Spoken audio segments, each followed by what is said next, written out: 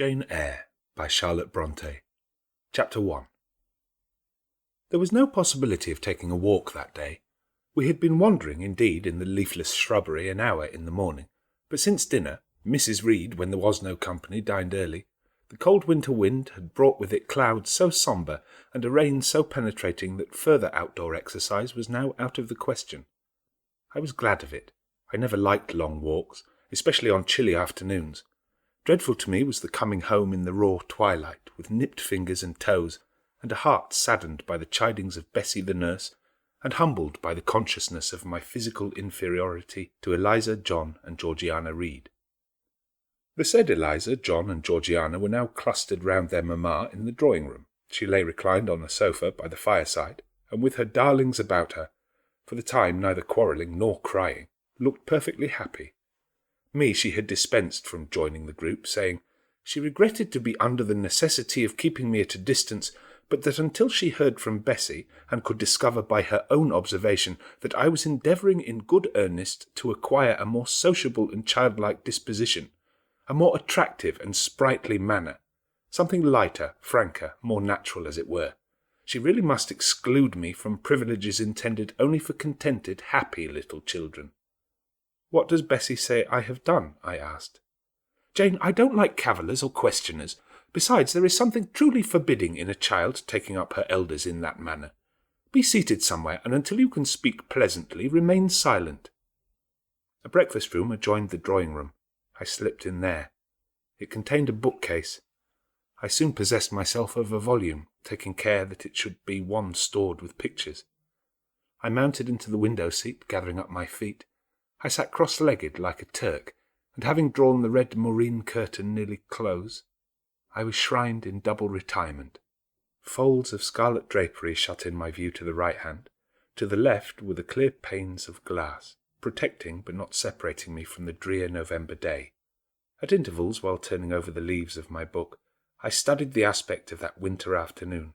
Afar it offered a pale blank of mist and cloud, near a scene of wet lawn and storm-beat shrub, with ceaseless rain sweeping away wildly before a long and lamentable blast.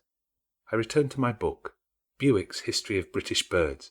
The letterpress thereof I cared little for, generally speaking, and yet there were certain introductory pages that, child as I was, I could not pass quite as a blank. There were those which treat of the haunts of sea-fowl, of the solitary rocks and promontories, by them only inhabited, of the coast of Norway studded with isles from its southern extremity, the Linderness or Naze, to the North Cape, where the northern ocean in vast whirls boils round the naked melancholy isles of farthest Thule, and the Atlantic surge pours in among the stormy Hebrides. Nor could I pass unnoticed the suggestion of the bleak shores of Lapland, Siberia, Spitzbergen, Nova Zembla, Iceland, Greenland, with the vast sweep of the Arctic zone and those forlorn regions of dreary space, that reservoir of frost and snow where firm fields of ice, the accumulation of centuries of winters glazed in alpine heights above heights, surrounded the pole and concentre the multiplied rigours of extreme cold. Of these death-white realms I formed an idea of my own, shadowy like all the half-comprehended notions that float dim through children's brains, but strangely impressive. The words in these introductory pages connected themselves with the succeeding vignettes, and gave significance to the rock standing up alone in a sea of billow and spray, to the broken boat stranded on a desolate coast, to the cold and ghastly moon glancing through bars of cloud at a wreck just sinking. I cannot tell what sentiment haunted the quite solitary churchyard with its inscribed headstone, its gate, its 2 trees, its low horizon, girdled by a broken wall, and its newly risen crescent attesting the hour of eventide. The 2 ships becalmed on a torpid sea, I believed to be marine phantoms. The fiend pinning down the thief's pack behind him, I passed over quickly. It was an object of terror. So was the black-horned thing seated aloof on a rock, surveying a distant crowd surrounding a gallows. Each picture told a story, mysterious often to my undeveloped understanding and imperfect feelings, yet ever profoundly interesting as the tales Bessie sometimes narrated on winter evenings, when she chanced to be in good humour and when, having brought her ironing-table to the nursery hearth, she allowed us to sit about it, and while she got up Mrs. Reed's lace frills and crimped her nightcap borders, fed our eager attention with passages of love and adventure taken from old fairy tales and other ballads, or, as at a later period I discovered, from the pages of Pamela and Henry, Earl of Morland. With Bewick on my knee I was then happy at least in my way. I feared nothing but interruption, and that came too soon. The breakfast-room door opened. "Bo, Madam Mope!" cried the voice of John Reed. Then he paused. He found the room apparently empty. "Where the dickens is she?" he continued. "Lizzie, Georgie," calling to his sisters. "Joan is not here. Tell Mamma she has run out into the rain. Bad animal." It is well I drew the curtain, thought I, and I wished fervently he might not discover my hiding-place, nor would John Reed have found it out himself. He was not quick either of vision or conception. But Eliza just put her head in the door and said at once, "She's in the window-seat, to be sure, Jack." And I came out immediately, for I trembled at the idea of being dragged forth by the said Jack. "What do you want?" I asked, with awkward diffidence. "Say, what do you want, Master Reed?" was the answer. "I want you to come here." And seating himself in an armchair, he intimated by a gesture that I was to approach and stand before him. John Reed was a schoolboy of 14 years old, 4 years older than I, for I was but 10. Large and stout for his age, with a dingy and unwholesome skin, thick lineaments in a spacious visage, heavy limbs and large extremities. He gorged himself habitually at table, which made him bilious, and gave him a dim and bleared eye and flabby cheeks.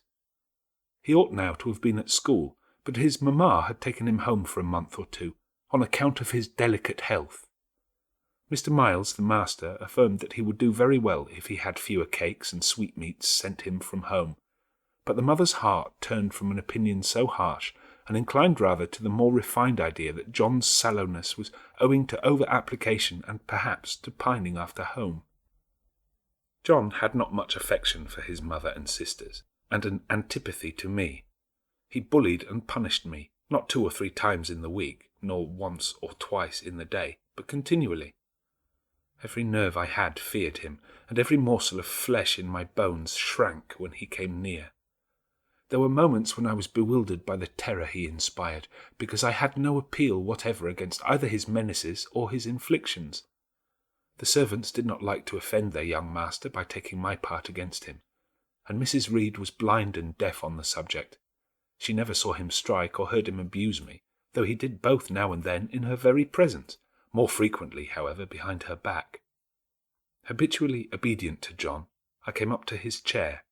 He spent some 3 minutes in thrusting out his tongue at me as far as he could without damaging the roots. I knew he would soon strike, and while dreading the blow, I mused on the disgusting and ugly appearance of him who would presently deal it. I wonder if he read that notion in my face, for all at once, without speaking, he struck suddenly and strongly. I tottered, and on regaining my equilibrium, retired back a step or 2 from his chair. "That is for your impudence in answering Mamma a while since," said he, "and for your sneaking way of getting behind curtains, and for the look you had in your eyes 2 minutes since, you rat." Accustomed to John Reed's abuse, I never had an idea of replying to it. My care was how to endure the blow which would certainly follow the insult. "What were you doing behind the curtain?" he asked. "I was reading." "Show the book." I returned to the window and fetched it thence. "You have no business to take our books. You are a dependent, Mamma says. You have no money. Your father left you none. You ought to beg and not to live here with gentlemen's children like us, and eat the same meals we do, and wear clothes at our mamma's expense. Now I'll teach you to rummage my bookshelves, for they are all mine. All the house belongs to me, or will do in a few years. Go and stand by the door out of the way of the mirror and the windows." I did so, not at first aware what was his intention, but when I saw him lift and poise the book and stand in act to hurl it, I instinctively started aside with a cry of alarm.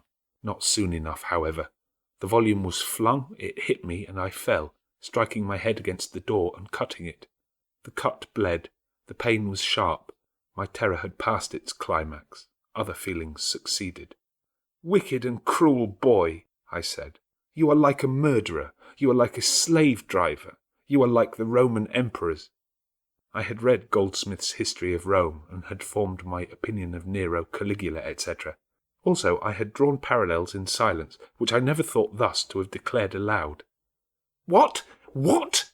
he cried. "Did she say that to me? Did you hear her, Eliza and Georgiana? Won't I tell Mamma? But first—" He ran headlong at me. I felt him grasp my hair and my shoulder. He had closed with a desperate thing. I really saw in him a tyrant, a murderer. I felt a drop or two of blood from my head trickle down my neck, and was sensible of somewhat pungent suffering. These sensations for the time predominated over fear, and I received him in frantic sort. I don't very well know what I did with my hands, but he called me "Rat! Rat!" and bellowed out aloud. Ada was near him. Eliza and Georgiana had run for Mrs. Reed, who was gone upstairs. She now came upon the scene, followed by Bessie and her maid Abbot. We were parted. I heard the words, "Dear, dear, what a fury to fly at Master John! Did ever anybody see such a picture of passion?" Then Mrs. Reed subjoined, "Take her away to the Red Room and lock her in there."